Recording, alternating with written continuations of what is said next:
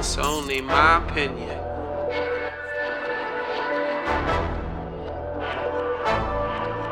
Coffee milk. Think there's much debate because we might want to go over what people who are against reparations say about it, just because it's not a popular idea in the United States, especially. I don't have those. I don't have those notes. Do you have any notes on? Yeah, I mean, generally, I mean, a lot of it's based on racism and a misunderstanding of history. I mean, there's an idea that slavery ended in 1860 in the 1860s, and like basically, folks like Black folks had plenty of time to kind of recoup. Recoup. But we did. But here's the thing: we did it, and when we did, for instance, right? For instance, I think it was the the Tulsa massacre and Black Wall Street. So the thing is that we did rebuild through it all, right? When we were out of slavery, we sold. The reason why people pit watermelon against and be like niggas love watermelons is because when we got out of slavery, that's the thing that we sold, right, to make money for our family. Black Americans sold fucking watermelons, right? So we tried to pick ourselves up. We build fucking Black Wall Street to try to build ourselves up. We build these all other fucking communities to try to build ourselves up. And the white community found reasons to tear those communities apart. So when people do say that, when people say things like that, it's bullcrap. And I don't think as much as they talk about how they're pro-America, they clearly haven't paid attention to their American history. Yeah, that's exactly correct. So those are invalid arguments why Black people I don't even know how to put that term together. What is it? Black people of slave descent. I don't even. Descendants of slaves. Yeah. Descendants of slaves. Yeah. Thank you. Sorry. I mean, one thing, but the terms we use. I mean, there's also a debate. Should folks like yourself, Clan, like folks of African descent who are recent immigrants, should they get reparations? And that people disagree about. And I can only talk for myself. As a Jamaican, I was born in Jamaica. The majority of my family comes from Jamaica. My root is in Jamaica.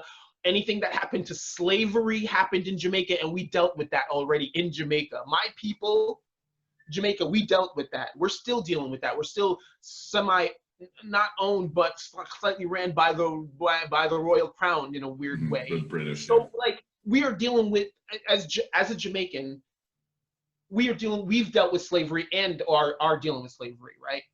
I don't think I deserve any money from that because I'm not a descendant of an American slave. I'm just a Black Jamaican male. That doesn't afford me the money. So I don't want any money. But I do think people who family who were slaves, they deserve that because we promised them as Americans. And how dare, after all these years, after we promised them something, we're going to tell them, oh, you think you deserve it? Well, yeah, because you told me you were going to give it to me. You said that you were going to give it to me. So I think the counter argument to that is that obviously slavery, as a white American, the reason I feel like some of my tax dollars should go to reparations, first and foremost, is slavery. But like you said, there was that racial terrorism, of which Black Wall Street was just like the worst example. It was extremely widespread. I like racial terrorism. What? Racial terrorism, that was a good term. Yeah, I mean, that's what it was. And sometimes there was a pretext of a crime in a lynching, but often just like Black Wall Street, like the crime the Black person who was lynched had was being successful.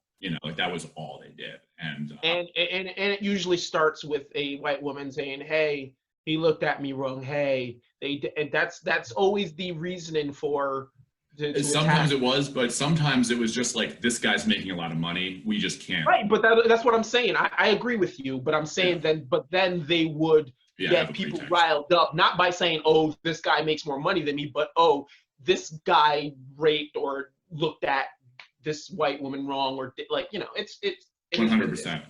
One thing we haven't talked about. I'm gonna invite my mom here and ask her about the reparations. Yeah, invite her.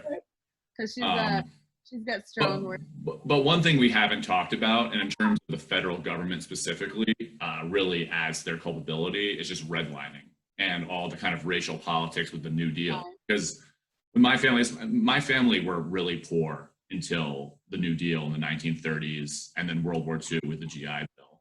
And both with most white families I know, like the New Deal and then the GI Bill really took them out of either rural or urban poverty and put them in a more middle class footing.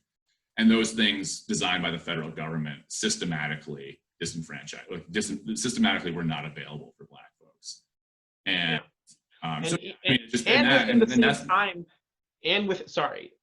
go on. within the same time, they were promising Black people 40 acres and a mule, and saying they couldn't get it. At the same time, in California, they were giving like hundreds of acres out. I mean, not hundreds of acres out, but millions of acres out, whatever, to people, individuals. They're getting like hundreds of whatever acres individually.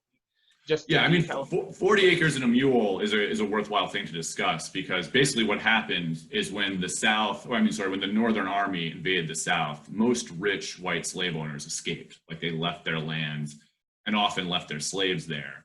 And so General Sherman and the Northern Army was mixed in its treatment of freed slaves, or freed enslaved people. But in some cases, there was a project by the U.S. military to take this abandoned plantation land and give it to formerly enslaved African American people. Unfortunately, and Lincoln by and large backed this plan. But unfortunately, Lincoln's assassination was really, really effective. The guy who did it was, segregation. It was a, pro-Southern person. And Lincoln's successor was completely anti-Black, was very pro-Southern white, and completely did away with the program. And these traitors to our country who had their land confiscated, by and large, had it taken from their formerly enslaved people and given it back, which doesn't make any sense. It was a horrible policy. Yeah. All right. Well, our country constantly, this is a random thought, but like how our country constantly elects, it goes back and forth with who we elect. Like, it's never like, oh yeah, like we're like staying Democratic for a long time. It's always like, no, we need something different. We need a real good racist in there. And then it's like, no, let's vote in a Black man now. No, let's go back to the racism. That didn't work. The Black man didn't work out very well. And it's like, what are we doing here? Like, how? America confuses me. America wants to keep us in control, right? If we get too excited, that's when when they throw us someone like a Trump. Like, I think it's fear. Personally, I think Obama scared the crap out of white America, just because like he didn't do anything in his whole presidency to make you feel like there was no news, yeah. So I don't know. I don't really as a white person who isn't particularly racist, and social, a little bit, but I was personally surprised by how many white Americans just could not countenance having a Black president. And I think, I always knew racism was bad, but I think throughout American history, there has been a significant portion of white America who really just believes that, like, without racism, like, they will fail.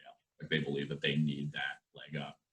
And there is also a significant but smaller percentage of white Americans who have always been down to coalesce with Black folks and people of other races. So it's kind of that dualism, our politics have always been this struggle since the Civil War between this kind of the racist party and the not racist party.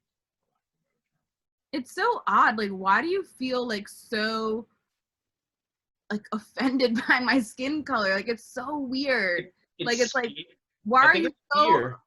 Yeah, but like, why? Like, it's just, because if you are successful, it's if you are, okay, so if we have a pie, right, and you are taking some of the pie, I'm supposed to have some pie. Why do you get the pie over me? It's that kind of fear. It's like this. It's because America is ran by money, so people are just like, the first thing they think about is they're not gonna get. If you get some, I'm not gonna be able to get some. Like, one thing we haven't talked about yet, which we probably should in the context of reparations, is just the difference in household wealth between Black families and white families.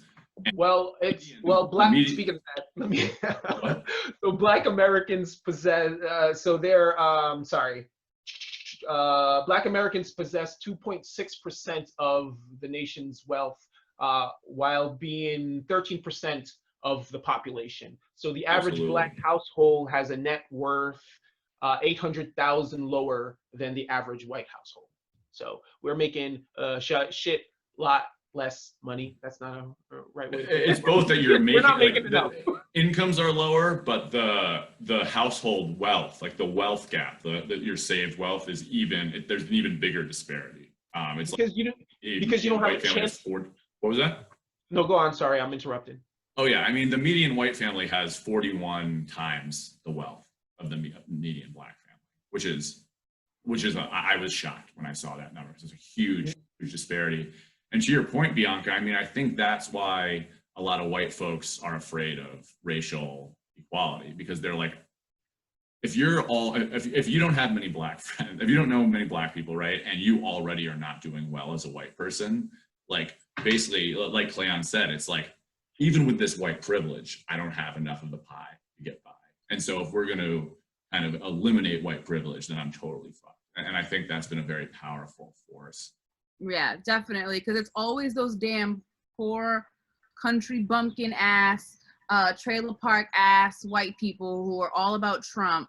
Well, then again, I think we should be about you, actually. I don't know. I mean, I think there are a lot of racist rich white people too. You know? Oh no, oh definitely. But I'm just saying, it's like, it's so funny how like the poor white folks are also still all about Trump, and it's like he would walk on top of you if you were laying in a street in New York City in front of his building. Like he would literally walk right the fuck over you and not look at you 2 times, and it doesn't matter that you're white, to be honest. Exactly. Like, he would not reach out a hand and help lift you up, you dumb bitch. Exactly. Yeah, after Obama, I'm not surprised that we got a racist president. I'm just surprised the racists of America picked such an idiot. Like they could have found like someone who wasn't quite as. But if you think about it, the Republican president before that wasn't that much smarter. Bush was a complete idiot. For some reason, Republicans are okay with idiots. Like as long as I think it's a feature, not a bug for them, honestly. It's like I don't. Yeah. So since I've been in America, I have not seen a smart Republican leader. So that's just what I can say. Like none. So Trump isn't. Speaking of being dumb as fuck, I just have to bring this up before I forget. That black dude, I cannot remember his name right now, but he just died of coronavirus. We have it. We're going to talk about it later. Okay. I do know what you're talking about. Yes, I almost texted you, Clan, about having to put an end, but I was like, nah, Clan's got this. Oh, God. Right, what a dumbass. Time to move on. It's only my opinion.